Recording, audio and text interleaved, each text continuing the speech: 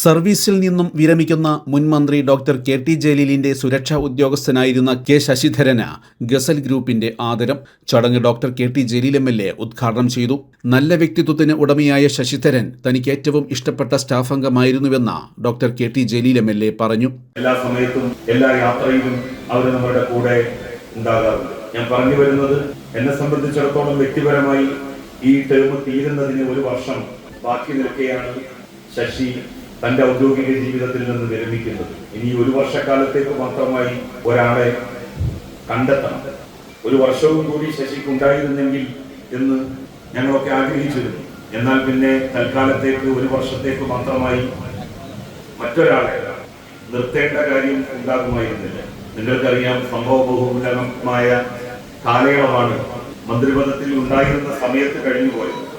ആ സമയത്തൊക്കെ തന്നെ ഞാനുമായി ബന്ധമുള്ള ചുറ്റിപ്പറ്റി നിൽക്കുന്ന എല്ലാ ഉദ്യോഗസ്ഥന്മാരെ കുറിച്ചും അന്വേഷണങ്ങൾ നടത്തിയിരുന്നു. അവരുടെ ടെലഫോണുകൾ സസൂക്ഷ്മം പരിശോധിച്ചിരുന്നു. അവരുടെ സാമ്പത്തിക ഇടപാടുകൾ വരെ.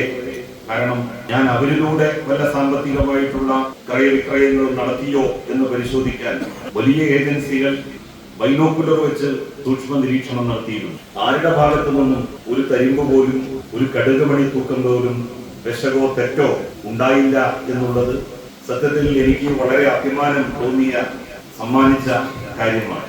ഞാൻ എന്റെ വാക്കുകൾ ദീർഘിപ്പിച്ചു കൊണ്ടുപോകുന്നില്ല. നമ്മളെല്ലാവരും ഇവിടെ ഒരുമിച്ച് കൂടിയിരിക്കുന്നത് ശശിക്ക് ഇന്നൊരു യാത്രയയപ്പ് നൽകാൻ വേണ്ടിയാണ്. ശശിയുടെ സുഹൃത്തുക്കൾ, ബന്ധുമിത്രാദികൾ അവരെല്ലാം ഇവിടെ ഒത്തുകൂടിയിട്ടുണ്ട്.